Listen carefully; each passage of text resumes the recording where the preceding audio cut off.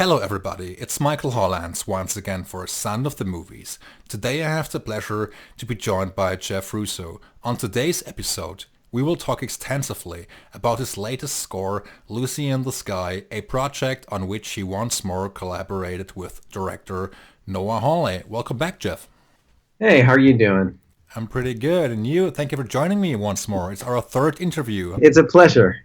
And Jeff, you and Noah Hawley had already worked together on 3 seasons of Fargo, as well as on Legion, which you also directed. And on top of that, he created and developed My Generation and The Unusuals, which you also worked on. And now he finally made his film directorial debut. When did you get involved with Lucy in the Sky? From the very early stages of development, we started talking right when Noah decided to do the movie and was doing a first pass on the script. In doing that, he asked me to start thinking about what the sound of the movie was going to be like. And I started sketching some ideas at the time after having a conversation. So it was really, really, really early on. As far as I know, you've worked on Lucy in the Sky for about a year. Do you believe that this time frame is indeed perfect for you to be able to really deliver the best possible score? Or do you feel at times it can actually hurt the creative process? I think that it's a little bit of both. I think I wrote a lot of the thematic material very early on, like as I was trying to figure out what the sound of the movie was going to be and what the sound of this this particular story was going to be. And then we took a little bit of a break, and Noah was editing the movie for a while. And as he was editing, he would email me or call me or ask me for certain things, and I would do that and then send it to him and then wait for a response. Sometimes what happens is if you have too much time, yes, you can get caught up in that, and that can sometimes be, like you don't. Sometimes you just need to make the decision. You know what I mean? And if you're able to just make the decision, you don't have too much time to think about it. A lot of times that helps the creative process. And in this particular case, I thought it was meaningful and helpful to have more time. But there were cues that I feel like I may have overthought, and in the end went back to like original versions of, because I did overthink it. But the album, features a lot of material. I think there is about 80 minutes of music. So as I understand, the album also features music, your first ideas, and because the film, as I recall, doesn't have 80 minutes of music in it, or am I on the wrong track? No, it doesn't. It ended up only about 50 minutes of music in the movie, I think, 48 minutes of music. A lot of times I write themes that are much longer than what ends up in the movie. I write a lot of theme suites, and it helps me to sort of figure out what the musicality of the project is. And in this particular case, it was very helpful.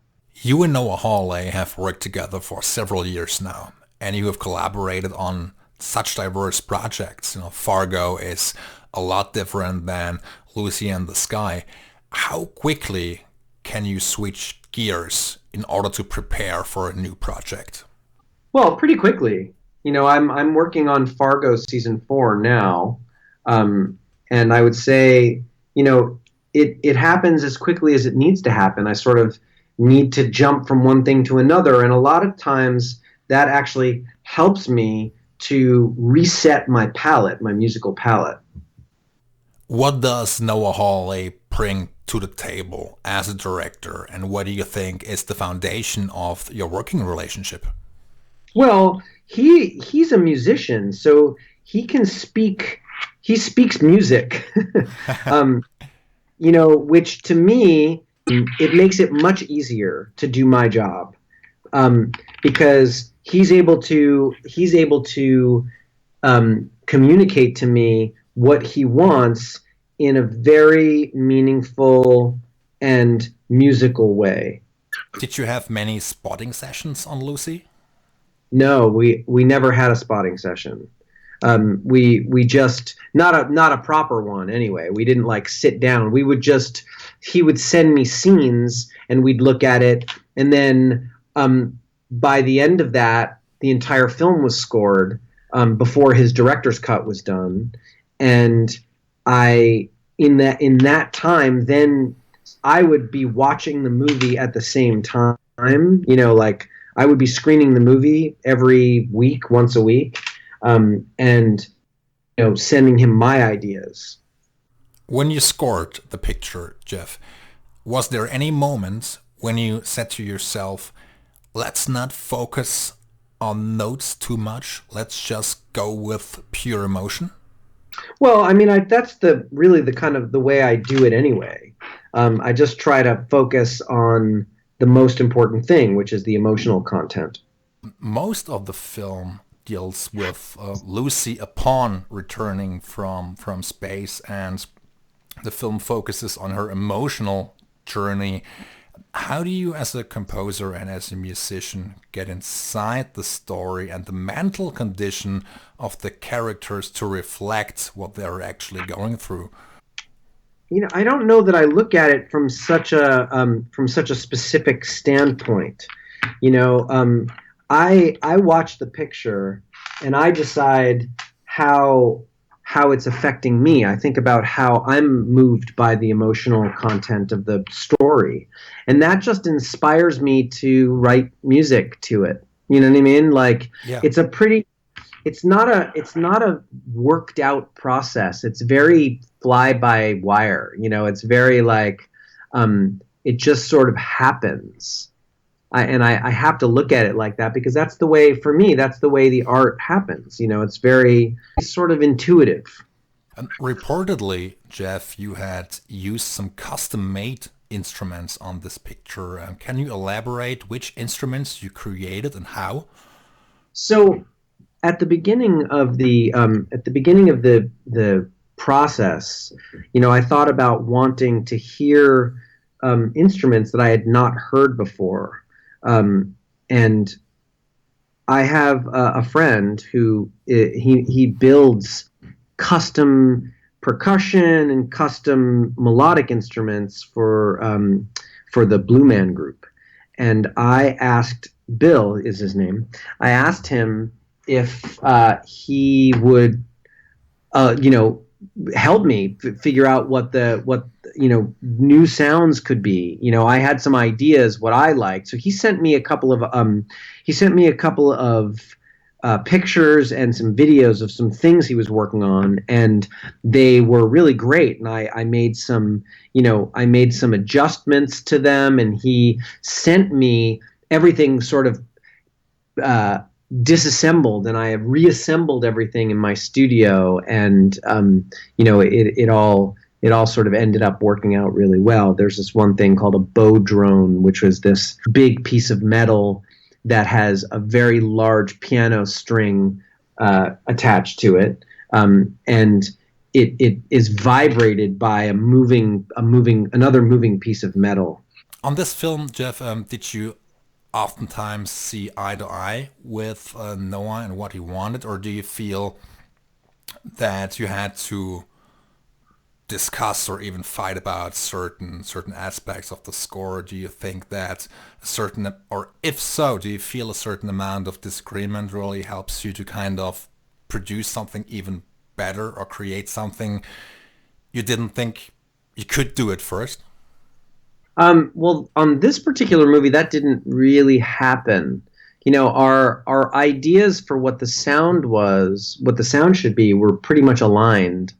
The greatest thing about my collaboration with Noah is we have a very similar musical ethic, and a very similar musical taste. So it was not terribly difficult to find the sound that he was looking for. So we really never get to a point where we're arguing and or disagreeing about the sound of something. You know, at the end of the day, his desire about the artistic direction of music is really the one that we have to follow.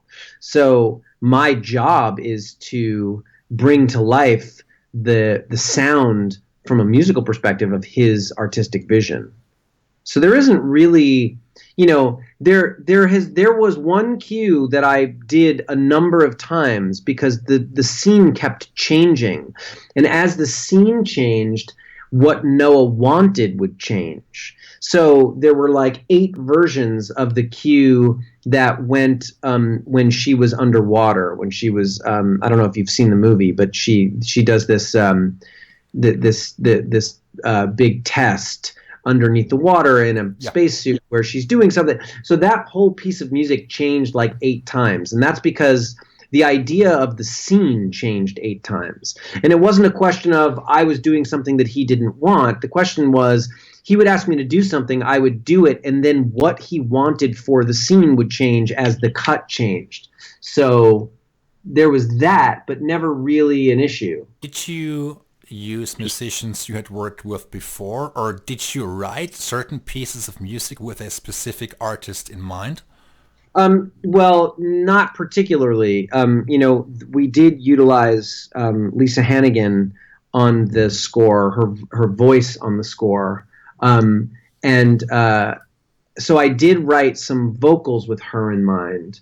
But in terms of like instruments, I wasn't really writing with a specific artist in mind. I did write a lot for flute, and the person who I always have play flute on these types of things is Sarah Andon, and she's really, really wonderful flautist. I wrote a lot with her in my mind, but not necessarily specifically for her to play. It was just knowing that she was going to play. I was writing more for flute. And in my original thought about what the sound of this movie was, I liked the idea of flute being Lucy's main instrument. Lisa Hannigan is the voice you use for the vocals in a couple of cues, and she also performed the song Lucy in the Sky with Diamonds.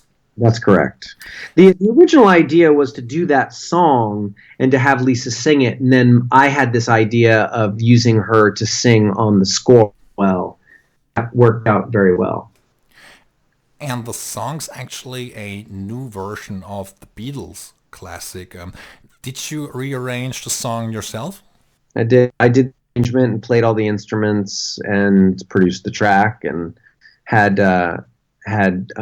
Lisa sing the vocals. Flew to Ireland to get her to sing. Why exactly did you opt for this song specifically? I mean, obviously the film is called Lucy in the Sky and the song is called Lucy in the Sky with Diamonds, but why exactly did you opt for this song specifically?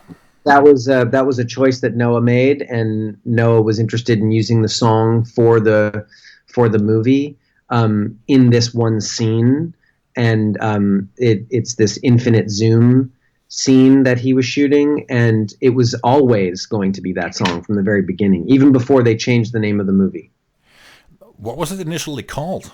It was the movie was originally called Pale Blue Dot. What do you think is the core of the film's story, which you then translated into your beautiful score? I would say, you know, it's really about finding Lucy's emotional center and trying to track it. And that's where I have my first idea. Feeling what Lucy is feeling and trying to emote that with music, you know. What's actually next for you? What are you currently working on, if I may ask? I'm currently working on Fargo season 4. And I'm working on a little show called Star Trek Picard. When will Fargo be released? Has there been any specific dates set yet? No, I think it's sometime in April, but I'm not sure. Do you have anything else on your mind? Anything else you would like to share with me, with our audience, on your career or Lucy in the Sky in particular?